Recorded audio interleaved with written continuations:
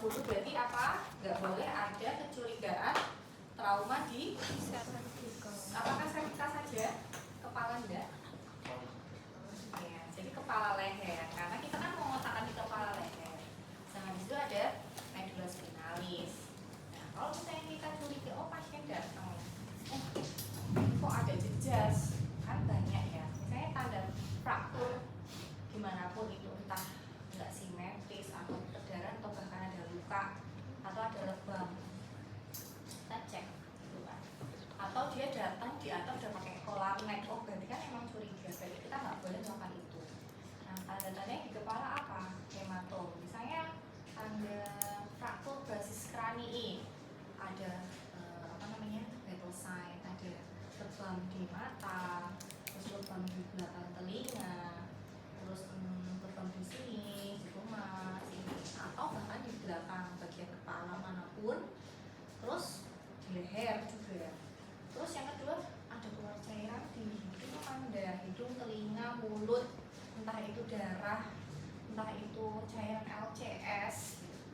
Gitu. Kita lihat itu dulu. Kalau saya itu nggak ada, ya udah kita boleh lakukan. Syarat berikutnya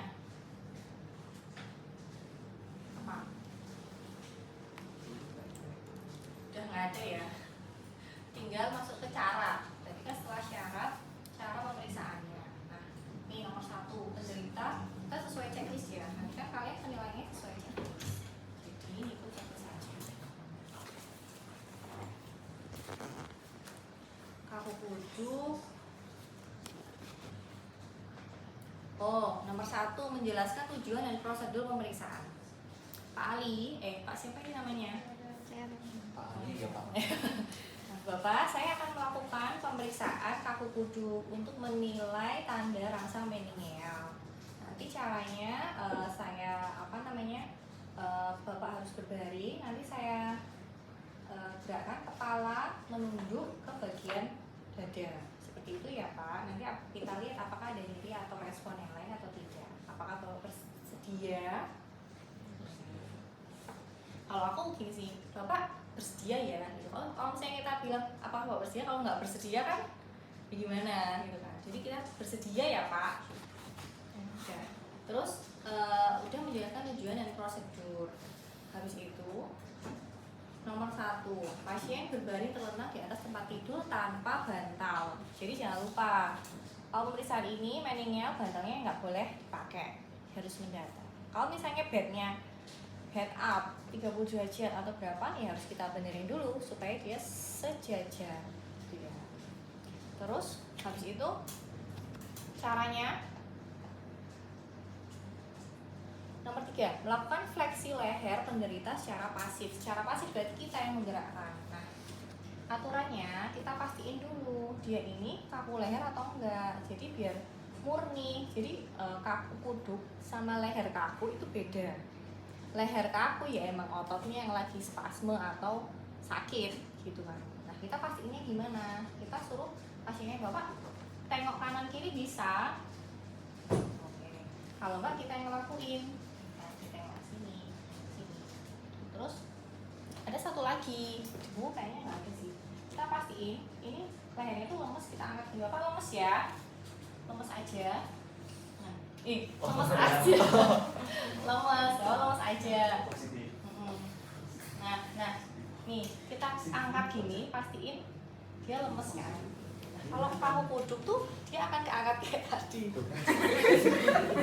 Gitu. Nah, kita pastiin oh udah aman nih, clear. Oh, kita lakukan pemeriksaan.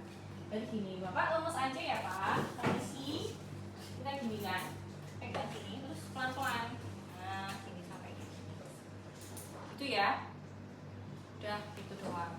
Kamu kuduk kalau dia nggak bisa fleksi leher.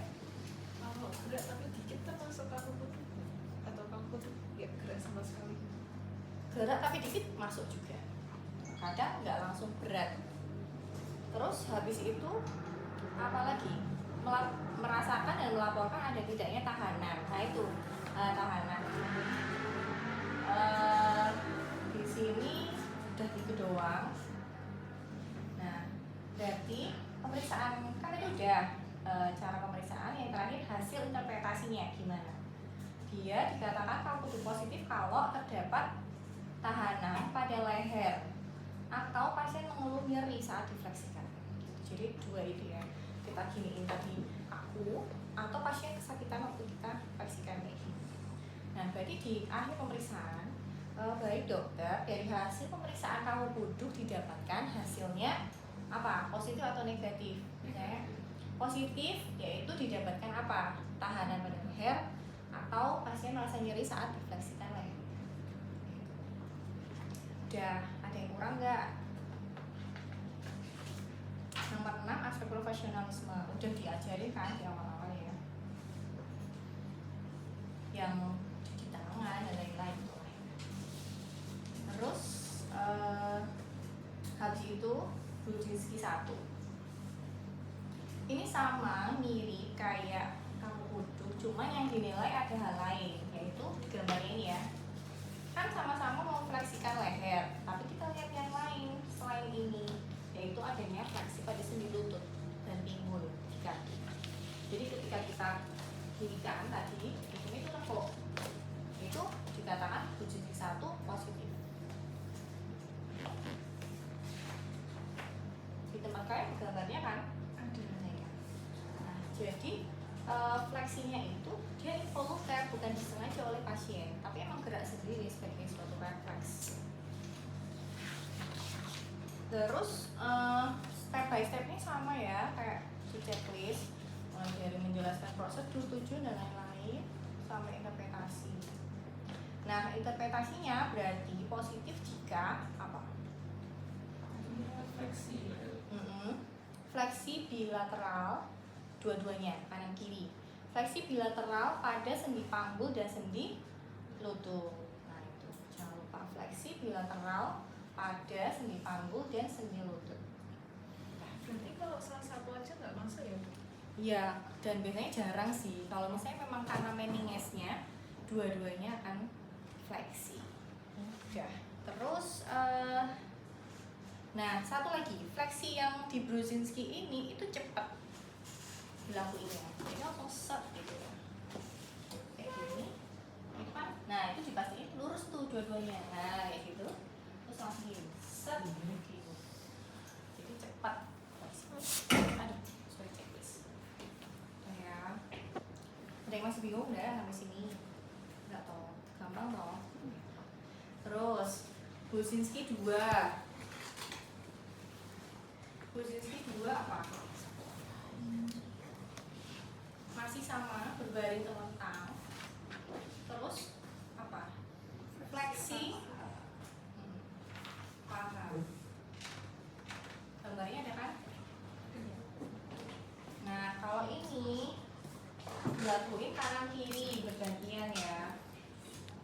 Nama gambarnya. Nah, jadi kalau di Brudzinski 2 ini kita menggerakkan yang kanan, tapi yang dinilai yang sebelah kiri. Jadi kebalikan. Nih, kan tungkai bawah, fleksi pada panggul sendi. Nah, dia dikatakan positif kalau dilakukan gerakan terdapat fleksi sendi panggul dan lutut kontralateral. Jadi misalnya kita angkat yang sebelah kanan, ini kan. Nah, terus yang fleksi sebelah kiri, gini. Nah, agak keangkat gini. Berarti dia positif. Nah, karena ini satu-satu, kita lakuin juga yang sebelahnya. Nah, yang sebelah ini. Nah, berarti sini nekuk gini. Kayak gitu. Jangan lupa ya, kita menilai sisi sini yang dinilai kontralateralnya. Berarti pemeriksaan Brudzinski 2 positif jika Terjadi fleksi pada ya, terjadi fleksi sendi panggul dan lutut di tungkai kontralateral kayak gitu ngomongnya. Terus udah karena satu-satu sisi, jadi dilakuin 2 kali ya, kanan dan kiri masing-masing. Untuk step yang lain sama dari awal. Nah, terus habis itu tanda kernik sama lasek. Nah, ini biasanya sering keliru nih, kan sama-sama diangkat kakinya, ngafalinnya kayak gini, lasek L kan depannya, berarti kakinya lurus. Nah, bedanya apa sih? Bedanya kalau di kernik kakinya itu dibikin sudut 90 derajat dulu, baru kakinya dikeatasin. Tapi kalau yang lasek dari bawah dia udah lurus, terus dikeatasin gini. Nah, kalau aku ngapalinnya gitu, lasek kan L, oh berarti lurus, sama-sama L, berarti dari bawah dia lurus gitu. Soalnya kadang lupa. Nah, kalau yang kernik dulu, dia kan dibikin 90 derajat. Jadi satu sisi ya, ini. Nah, 90 derajat ini kan, ini kan 90. Nah, kita ngangkatnya mulai dari sini ke atas. Dia positif kalau nyeri. Habis jatuh. Oh, habis jatuh. Ya ampun, maaf. Terus, nah, dia positif kalau kurang dari 135 pasiennya udah nyari. Gitu. Tadi kan 90 kan segini kan, terus segini kan, terus diangkat segini sampai 135. Nah, dia akan nyeri. Kalau dia sampai ke atas lebih dari 135 nggak nyeri ya udah negatif. Dan itu di sisi ipsilateral. Kalau periksa kanan ya hasil yang kanan. Kalau yang kiri berarti hasil yang kiri. Nah, nyerinya munculnya gimana? Kita harus kasih tahu ke pasien, Bapak nanti pemeriksaannya kakinya akan saya tekuk sampai 90 derajat, terus kita angkat lagi sampai ke atas. Bapak bilang ya kalau rasakan ada nyeri atau enggak di daerah sini, ambul samping. Jadi ada nyeri kayak tertarik atau nyeri menjalar atau enggak. Jadi pemeriksaan ini itu kan buat merangsang sama meninges, tapi yang di daerah radix saraf. Jadi kan tulang belakang dalamnya kan ada medula spinalis. Nah, sarafnya kan bercabang di setiap segmen itu kan sampai ke ujung kaki, saraf tepi. Nah, radixnya akarnya itu pas kita ngelakuin kayak gitu itu tertegak. Jadi kalau misalnya di situ ada jepitan atau inflamasi, dia pasti nyeri. Insyaallah. Gitu ya. Dokter, izin bertanya, kalau ini kan kasusnya itu kan pasiennya kakinya sakit. Sebelum pemeriksaan berarti perlu ditanya dulu juga. Iya, jadi sama semua syaratnya ya kayak tadi kan kayak contoh yang tak kasih kan yang kamu produk, tapi itu semua berlaku pada semua pemeriksaan. Pastiin dia nggak ada trauma kan, setiap kita pindah pemeriksaan yang lain checklistnya pasti balik lagi dari awal kan, dari profesionalisme, pengenalan diri, identitas dan lain-lain, dan termasuk itu tadi syarat pemeriksaannya boleh nggak, terpenuhi nggak. Terima kasih dokter. Terus habis itu jadi dari hasil pemeriksaan kernik didapatkan didapatkan kernik positif pada tunai sebelah mana, kanan misalnya, karena timbul rasa nyeri ketika ekstensi sendi lutut kurang dari 135. Yang kanan juga. Oke, udah ya. Terus habis itu lasek. Nama lainnya lasek adalah SLR, straight leg raising. Kan straight, lurus ya. Straight leg raising. Jadi dari bawah udah lurus, gak pakai ditekuk, dan sudutnya pakai 70 derajat. Jadi langsung kita angkat. Bapak ini sama. Nanti saya angkat, dirasain ya Pak ada nyeri atau enggak. Ini sampai 70 derajat. Kalau misalnya dia kurang dari 70 udah nyeri, berarti positif ya.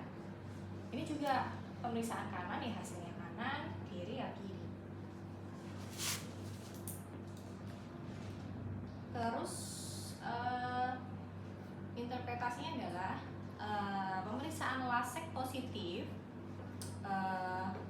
karena timbul nyeri kurang dari 70 derajat pada kedua tungkai atau tungkai sebelah mana. Nah, nyerinya dijelasin di awal tadi. Nyerinya nanti kalau ada nyeri di sebelah mana Pak? Nah, yang positif itu adalah yang menjalar dari bokong ke bawah. Karena tadi itu dari radix sama penjalaran sarafnya. Nah, kalau misalnya nyeri tapi nyerinya di perut, ya enggak. Jadi kita angkat. Terus nyeri nggak Pak? Nyeri di mana nyerinya? Oh di perut. Kalau di punggung atas ya nggak nyambung sama laseknya. Jadi nyerinya nyeri yang apa? Gitu. Nyeri di mana? Nyerinya harus sesuai interpretasi positifnya. Gitu ya. Udah habis itu ada lagi? Kayaknya udah semua. Sekarang satu lagi ya. Nah, skala nyerinya. Gimana sih kita menilai skala nyeri? harus tahu dulu nyeri itu macamnya apa, penyebabnya apa. Di sini udah ada semua.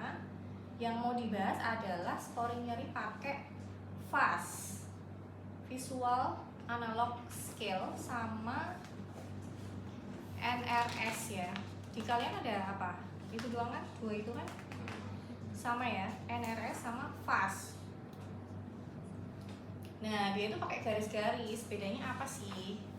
Yang pertama, kalau VAS visual, berarti kan lihat nih, visual ya. Visual dia pakainya garis kan? Di buku kalian ada? Ada. Garisnya adalah garis yang udah terukur 0 sampai 100 mm atau alias 10 cm ya. 100 mm kan 10 cm. Nah, pakainya 100 mm atau garis lurus kayak gini, atau yang udah di titik-titik kayak gini per 10 mm. Terus caranya gimana? Lagi-lagi namanya pemeriksaan ada syaratnya, cara pemeriksaan sama hasilnya kan. Syaratnya pasiennya harus sadar dan tidak mengalami gangguan mental atau kognitif. Jadi pasien itu harus CM, GJS-nya harus 456 ya. Nah, harus 15 karena kita akan memberikan perintah. Kalau orangnya linglung atau nggak sadar ya pasti salah dong interpretasinya. Jadi pasiennya harus sadar, tidak mengalami gangguan kognitif atau mental, dan bisa berkomunikasi. Terus yang kedua, karena dia visual, berarti pasien harus bisa melihat dengan jelas. Terus caranya pasien melihat garis ini kan, terus dia menunjuk pada titik yang menurut dia merupakan mewakili skala nyerinya. Jadi Bapak ini masih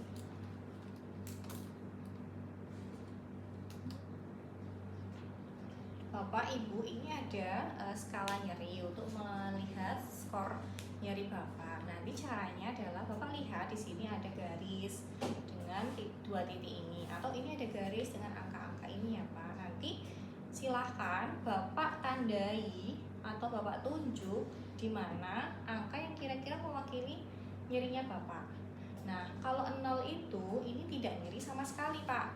Kalau 100 ini sangat nyeri sekali. Nah, di antara ini kira-kira nyerinya di sebelah mana gitu. Terus dia nunjuk. Dah, misalnya 40 nih. Oh, berarti interpretasi masuk ke tabel sini. Misalnya tidak nyeri, skornya segini. Nyeri ringan, skornya segini. Kayak gitu selanjutnya ya. Jadi tidak nyeri, nyeri ringan, sedang berat, sampai sangat berat. Udah kan? Habis itu ada lagi satu pakai garis juga, NRS. Nah, bedanya apa? NRS ini dia sama pakai garis dan angka-angka, tapi angkanya nggak pakai ukuran milimeter, dia pakai angka doang, nggak ada ukurannya. Jadi angka bergaris-garis 0, 1, 2, 3, 4, 5, 6, 7, 8, 9, 10. Bapak ini ada garis yang ada angka-angkanya. Ini mewakili skor nilai nyeri Bapak. Nah, untuk 0 ini nggak ada nyeri sama sekali Pak. Kalau 5 ini nyerinya sedang atau tengah-tengah. Kalau 10 ini tuh nyeri yang sangat hebat sampai mengganggu Bapak, nggak bisa aktivitas gitu, sampai nggak kuat apa-apa. Nah, terus ya udah pasiennya disuruh nunjuk lagi, terus kita konversikan ke tabel. Dan di sini ada range-nya kan. Kalau misalnya dia nunjuk 3 berarti dia masuk ke nyeri ringan gitu. Karena ini sama aja melihat, berarti ya syaratnya pasien tetap harus CM, bisa melihat, bisa berkomunikasi dengan baik. Terus udah ya, itu aja yang harus jadi catatan untuk skala nyeri ini adalah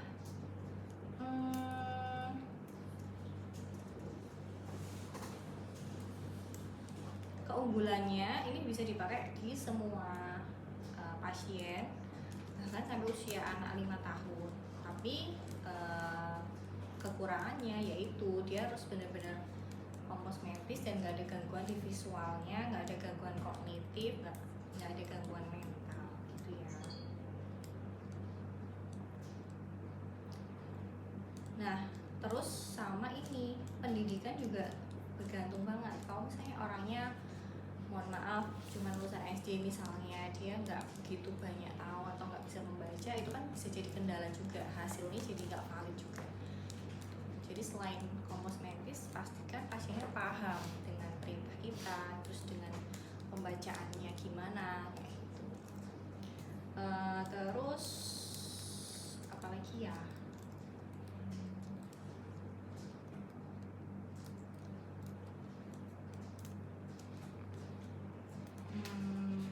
Udah segitu aja. Sekarang jam berapa? 3:10. Masih kurang berapa menit?